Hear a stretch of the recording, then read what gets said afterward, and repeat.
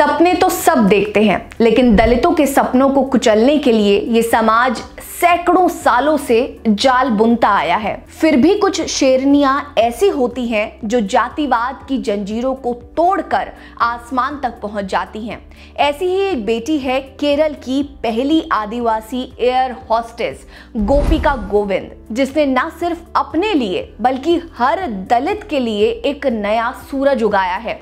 ये कहानी सिर्फ हवाई जहाज की उड़ान की नहीं है, ये उस दलित ताकत की गूंज है जो सदियों की गुलामी को ठुकराकर दुनिया को चुनौती देती है। नमस्कार, मेरा नाम है रीटा और आज की वीडियो में हम आपको जातिवाद को चीरकर आसमां फतेह करने वाली पहली आदिवासी एयर होस्टेस के बारे में बताएंगे। उससे पहले अगर आपने अभी तक हमारे चैनल को सब्सक्राइब नहीं किया तो जल्दी कर लीजिए। वीडियो पसंद आएगी तो लाइक करिएगा, कमेंट सेक्शन में अपनी राय जरूर दीजिएगा। 1998 में केरल के अलाकोड़े में गोपिका गोविंद ने एक अनुसूचित जाति करीमबाला समुदाय के गरीब घर में जन्म लिया।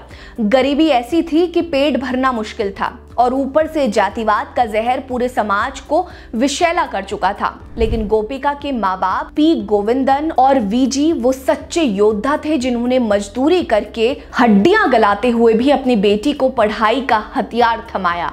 गोपिका कहती है कि मेरा बचपन उन दलित बेटियों से अलग था जो कुप्रथाओं में जकड़ कर मर जाती हैं। मैंने ठाना कि मैं हार नहीं मानूंगी, चाहे समाज कितना भी नीचे धकेले। 8वीं कक्षा में पढ़ते हुए 12 साल की गोपिका ने एक दिन छत के ऊपर से हवाई जहाज को गुजरते देखा और उसी पल पायलट बनने का ठान लिया। वो कहती हैं कि मैंने सोचा एक दिन मैं उस हवाई जहाज में नहीं बल्कि उसे चलाने वालों में से एक बनूंगी।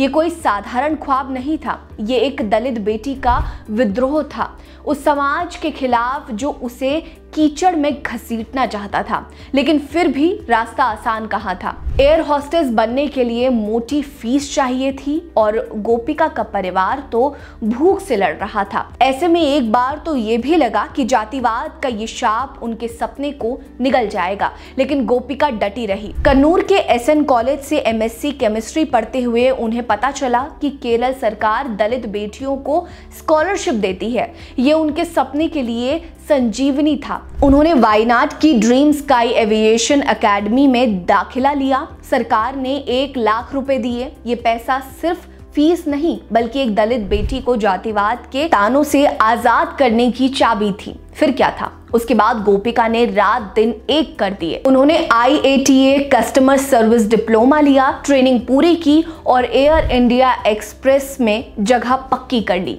ये जीत सिर्फ उनकी नहीं, हर उस दलित की है जिसे समाज ने कुचलने की कोशिश की। साल 2022 में गोपिका गोविंद ने इतिहास रच दिया। वो केरल की पहली आदिवासी एयर होस्टेस बन गई। मुंबई में ट्रेनिंग के बाद अब वो उस आसमान में अपने पंख फैला रही हैं जिसका सपना दलितों ने देखा था। गोपिका कहती है कि ये सिर्फ शुरुआत है, मेरे और सपने हैं और मैं तब तक लड़ूंगी जब तक हर सपना सच ना हो जाए।